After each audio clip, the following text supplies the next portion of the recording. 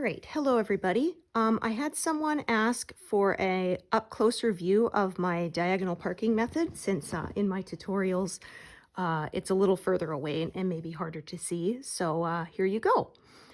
Basic overview if you have not watched my other tutorials. I work in diagonals and I don't work in rows. I work from the top left-hand corner down towards the bottom right. Just following the colors, whatever seems easiest, whatever's closest. My basic guideline is I try to do stitches that are above and to the left before I do stitches that are below and to the right. So I'm always trying to keep from closing in unstitched squares. Sometimes it's unavoidable, but I do try to avoid it as much as possible. If you do your diagonals in another direction, then of course you will have to adjust accordingly. I'm just going to show you how I do it. All right, so I'm going to get started with those two there. As you can see, I have another one parked below it. This method just sometimes ends up with more than one thread of the same color in a section, but that's just how it happens to work out. Oh, and of course, I'm going to have trouble right off the bat. There we go.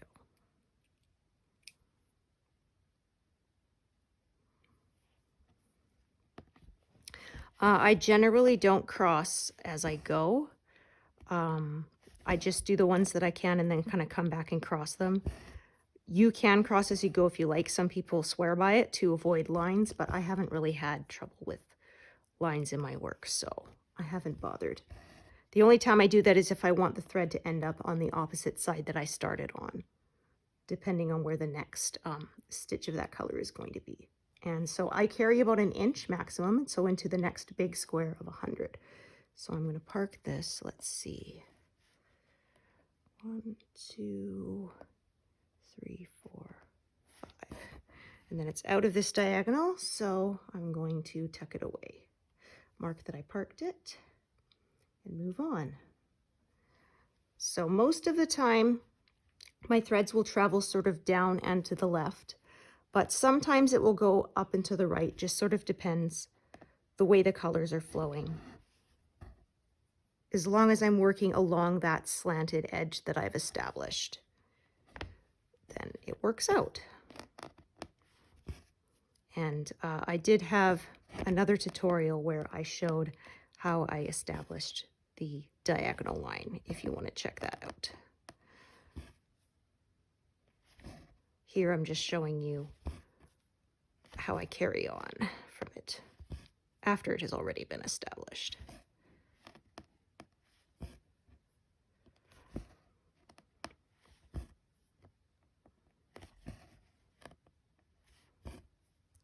I do all my beginning and ending stitches from the front of my work.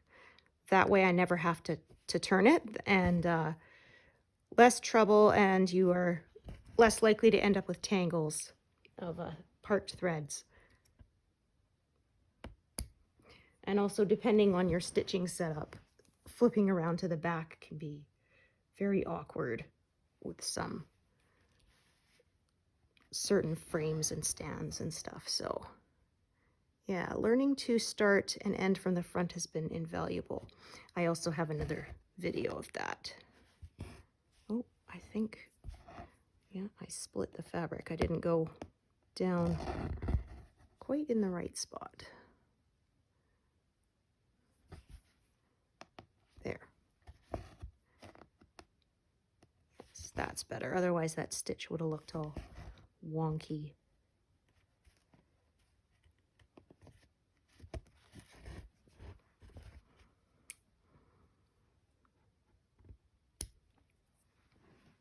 So that one I threaded along the back.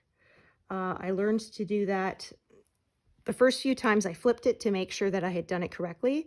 Now I know how it feels when I've caught enough stitches that it will be secure versus when I haven't, and now I never have to turn to check.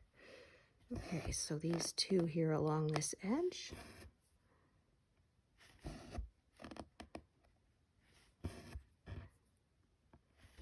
And park.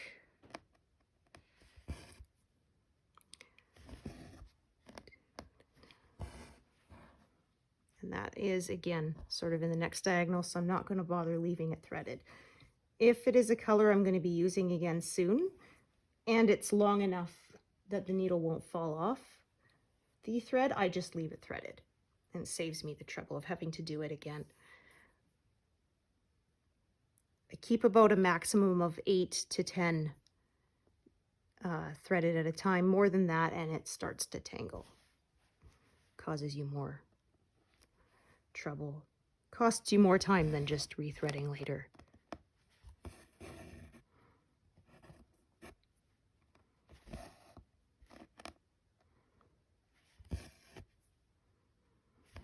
So a whole bunch of these at once, but because it's not going to close anything in, I'll do them all at once.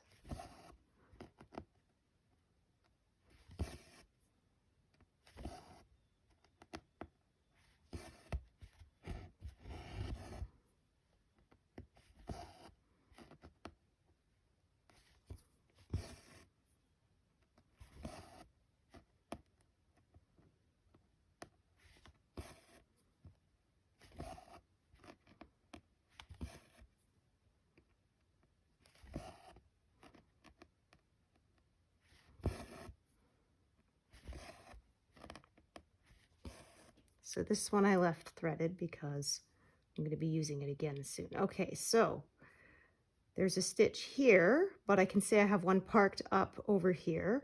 And if I do that one, it's out of order. So I'm going to wait and do some other stuff sort of around it. Okay, so sometimes it just takes a little switching through until you can find the best way and still do it in order. Like I said, sometimes it's unavoidable, but if I can keep from doing it, then I will, even if it means switching colors a little more often. Oops. There we go. So yeah, sometimes it's just do a stitch, park, get another color, do a stitch and park. But as I'm leaving them threaded, it really doesn't take me that much extra time, I've found, in the long run. Okay, so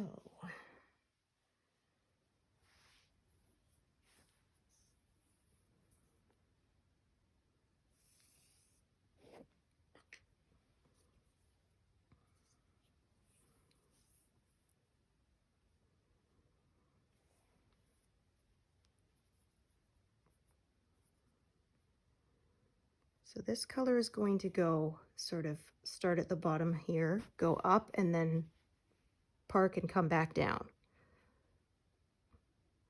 Really kind of how I would have done it before I started parking. When I still stitched it cross country, I would have probably taken a similar path, but in this case, I'm just parking it.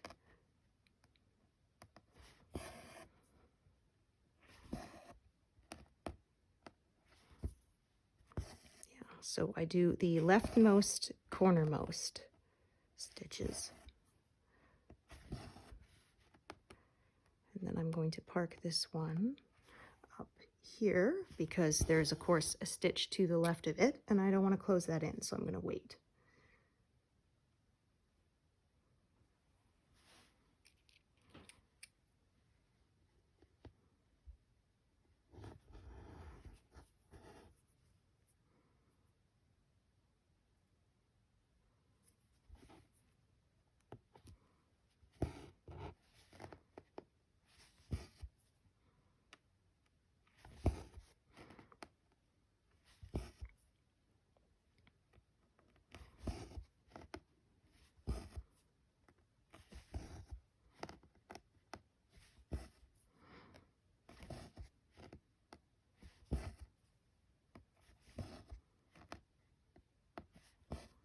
Right, and then parked. And then when I get to that color, I'm going to go back up around the edge, you will see. Oh, I'm going to put this in the correct mode. Search mode, not highlight mode. So this app is called Pattern Keeper for Android. Cannot recommend it enough. It is, I would not try to stitch this method without this app. since I'm changing colors so often. Trying to do this manually on a paper with highlighters would be a lot more work. Yeah, I don't think I will ever stitch from paper again. I have been spoiled.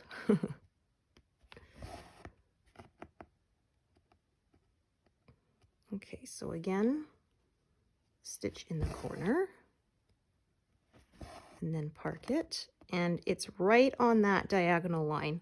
So I'm just going to unthread this, tuck it away for the next diagonal. So the diagonal line is just a basic guide for me. I don't follow a sharp straight line along that diagonal line. I just follow the colors. Sometimes I go past the line a little bit. Sometimes I stop before the line. It just depends on how it happens to work out.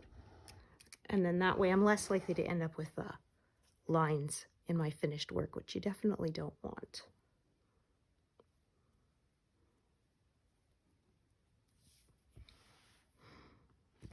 Okay. Oh, that was not even. Made for a sloppy looking stitch there. Okay, so these 3 along the edge, because again, not closing anything in.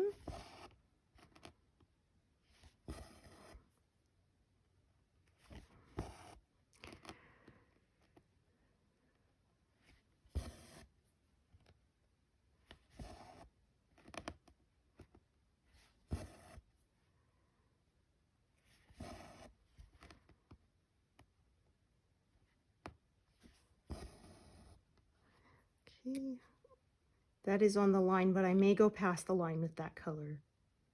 I'm just going to see sort of how it's going to work out. Okay, I'm actually going to do this stitch here first.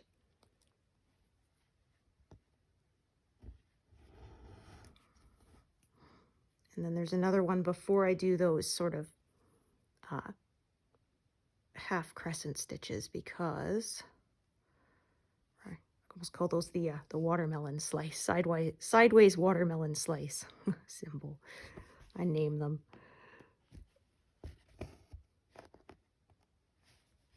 Okay, this piece is really short, so I'm not going to bother parking it. I'm just going to end it off. If it had to reach to like one more stitch of this color, I would probably park it, but as there's like 6 of them, I'll just need a new piece of thread anyway, so at this point, just get rid of it, get it out of my way. Yeah. So how long a thread is definitely influences what I decide to do with it, whether I decide to park or not. And when I have multiple threads of a color parked, I will pull them up, compare them, and then that will, again, influence what I decide to do with them. Okay, so I did those stitches because now, yeah, I could do all of these sort of in one go.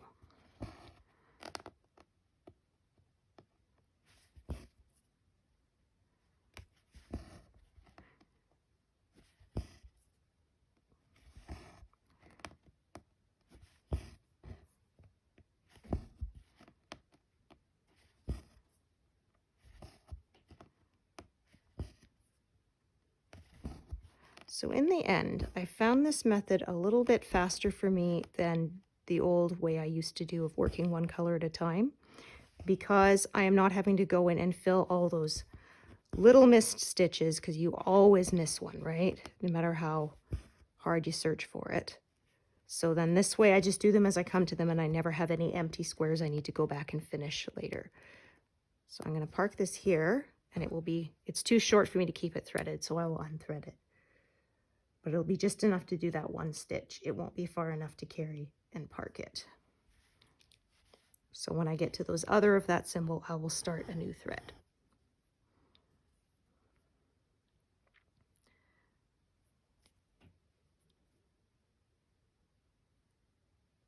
Oh my goodness. There,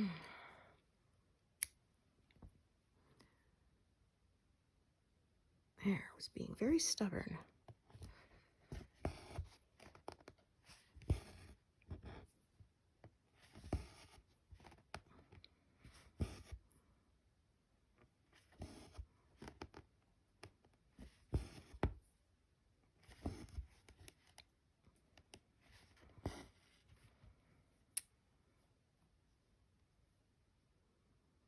Okay, I think, yeah, that is right on the line. I'm going to leave it for the next section.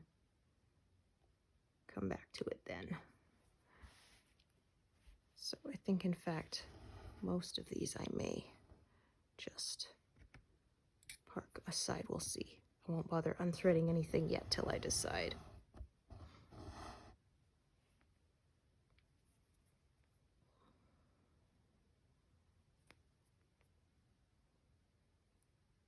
There.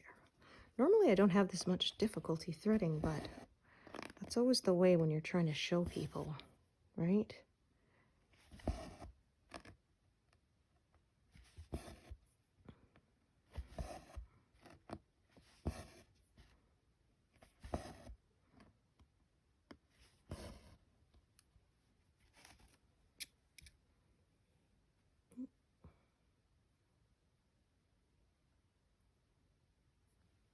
There. Parked. Yeah, I think actually I may, let's just see. Yeah, I may actually, instead, I said I wasn't going to touch this one again, but actually I'm going to do it so that I can do both those number 3 symbol stitches next to it without closing this one in, because that's what that would do.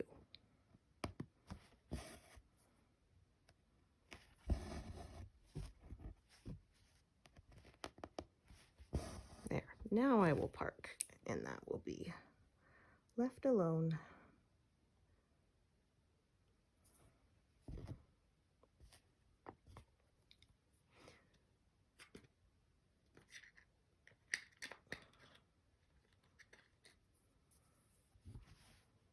Okay, I think in this instance, I'm going to break my rule because I'm going to do these two. Yeah, doing this one, it's a bit of a pain. Actually, you know what? I'm going to finagle my way around it. I'll show you how I did decide to do that. Because I remember with these, that other green that's next to this 3, I was going to join a new thread anyway, as the one I have parked is not long enough. So I'm going to do these 2 here. Then I'm going to do this one that is in the corner, not closing anything in. Oh, so try not to get any knots on the back.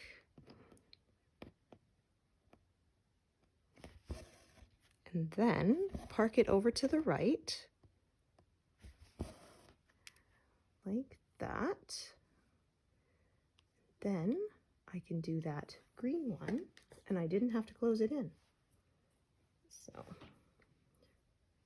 for some people, they may find it's just worth it to them to do it out of order at this point, but like I said, when I can avoid doing them out of order, then I do. It's almost like doing a puzzle, this method, just sort of figuring out your paths.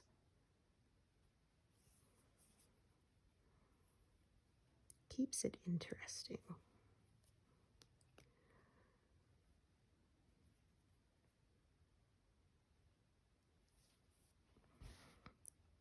So again, 1 stitch and then park and change colors.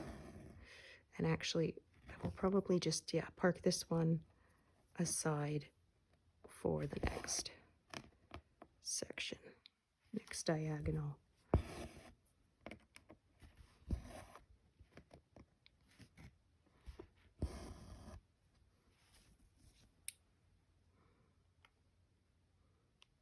Okay.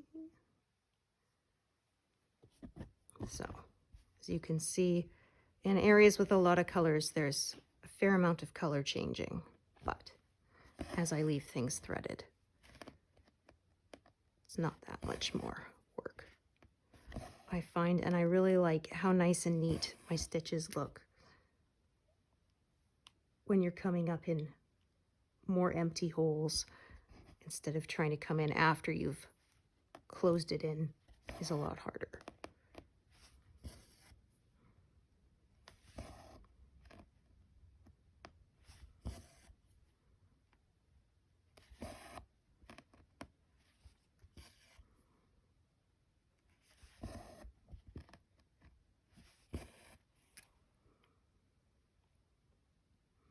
Okay, so now going back over to the left and sort of working my way down to the right.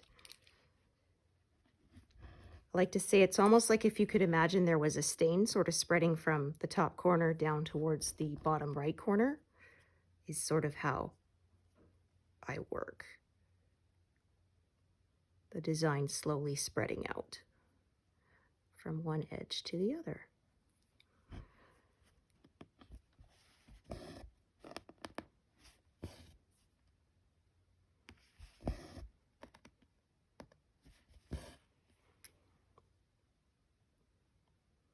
Okay, so I could do these two in park, but instead I'm going to do this color because then I can do all three of those triangle stitches together. So that's another thing I try to do. I try to do stitches of the same color at once when possible, so I'm not changing threads as often.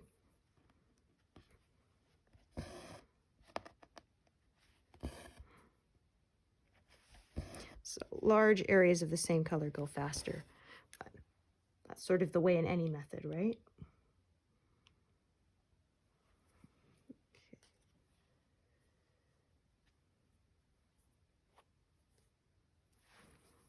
Perfect. I have a shorter piece that'll work really nicely. Do those three and park it. It'll just be enough to do 4 stitches. Now make sure I'm in the right place. There we go. See, I could have accidentally put it here, but because of my grid lines, yeah, that helps me determine I am in the correct spot.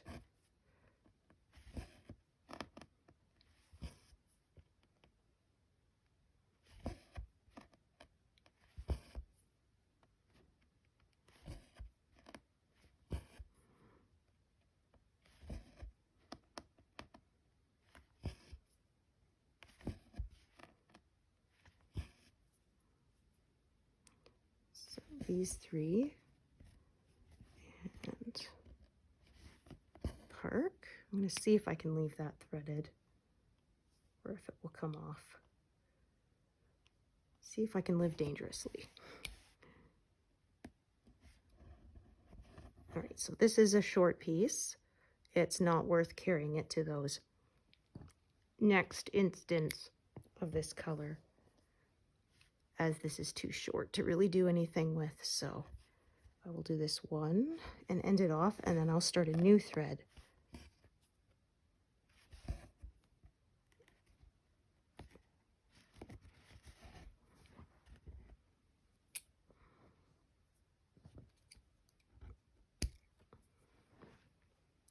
So new thread for those ones.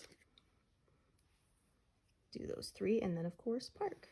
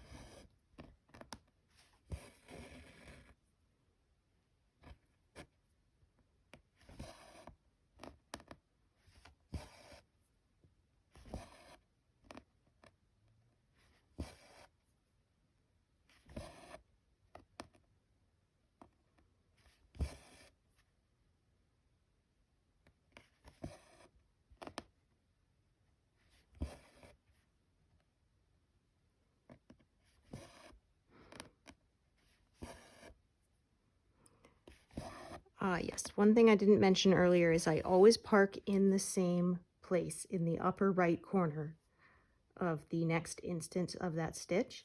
If you start parking in different spaces, it can really mix you up. I learned that the hard way early on. So most of my top legs, I'm going like down from the top to the bottom, but that last one I did from the bottom to the top so that I could park back in that same spot. So the top leg is all slanting the same way, but sometimes I do it from the bottom up rather than the top down, depending on where I need to park, so that I'm always parking in that upper right corner.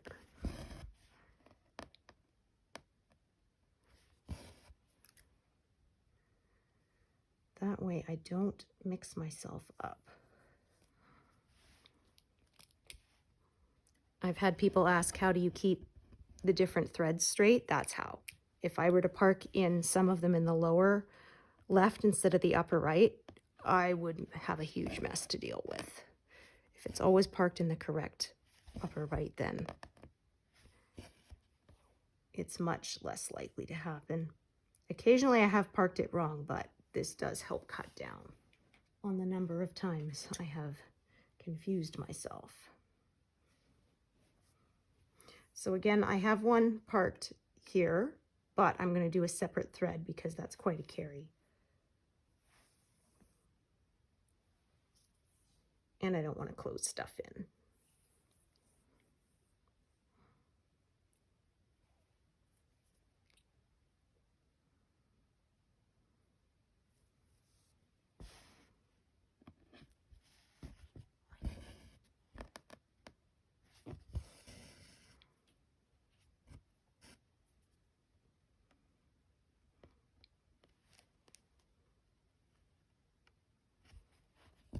Oh, goodness me.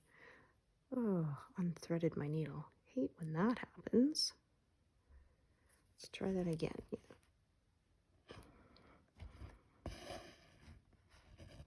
So I like to just sort of, hold the other part threads down with my finger. Keeps them from getting pulled out of place by my working thread. Oh my goodness, there we go. I had a knot on the back wanting to form.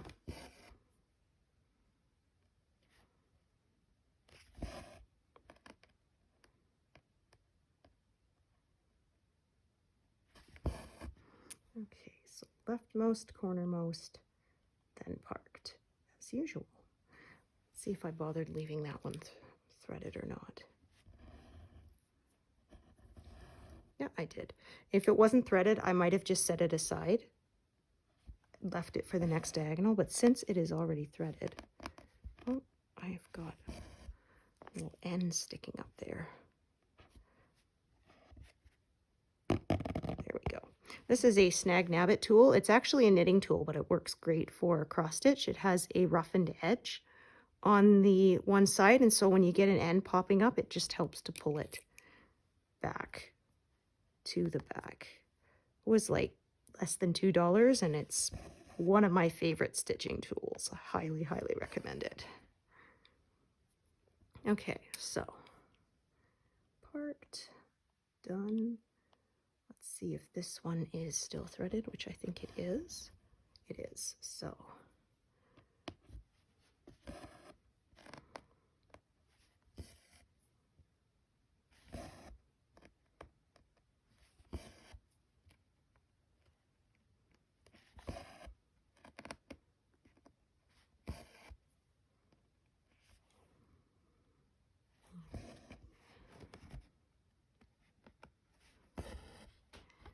And waiting for the next diagonal.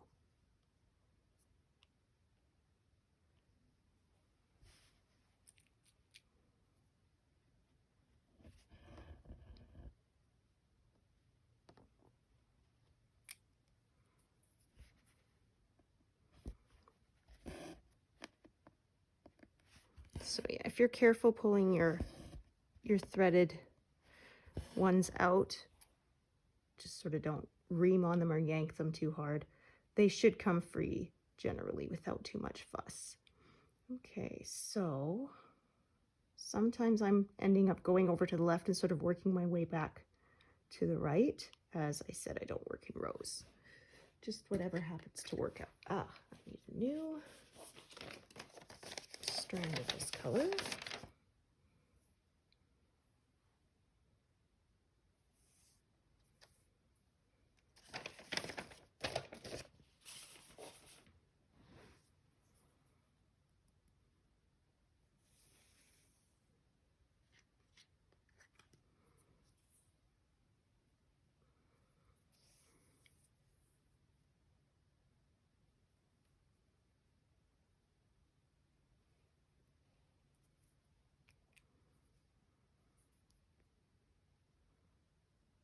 Oh my goodness.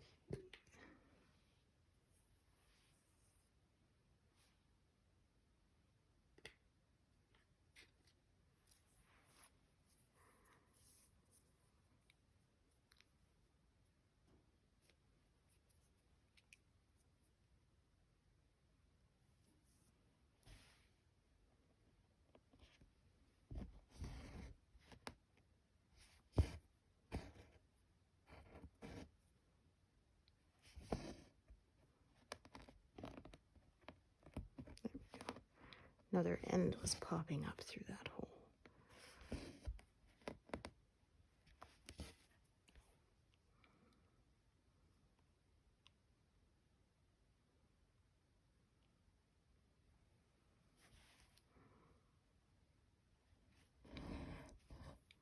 Okay, this thread is not terribly long, so what I might actually do is, yeah, I'm thinking I was going to carry it back up to that very top left corner, but because this is short, I'm actually not going to do that. I'm going to park this one to do those last 3 stitches sort of connected to it. So park it right there. And then I'm going to join a new thread right there to do that bit. So there's quite a lot in this area, but I think a lot of them are quite short. So let me just go and take a look. So yes, that is a short one. This one is a bit longer, but it's far away. So I'm going to leave it for doing stitches that are more to the right. And I'm going to just start a new thread for this bunch of stitches.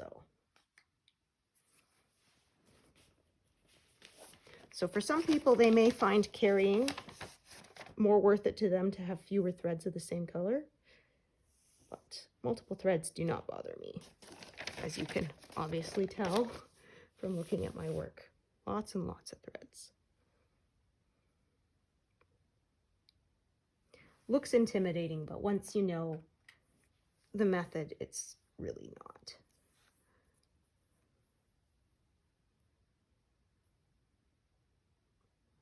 And this is probably the most complex piece I've worked on thus far.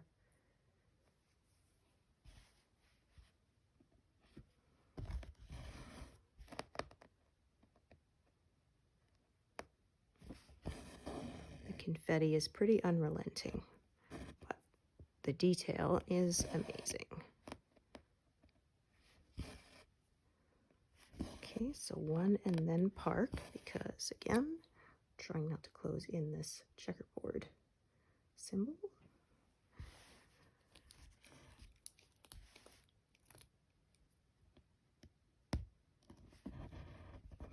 Okay.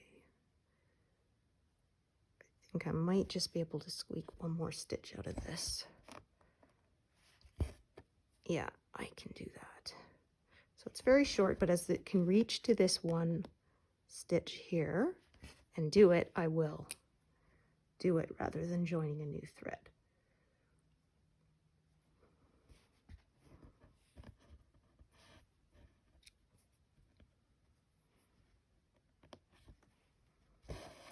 So I hope that that is clear now. I will be very happy to answer any questions you've got. Just leave me a comment. And thank you for joining me today. I hope that you got something useful out of it. All right.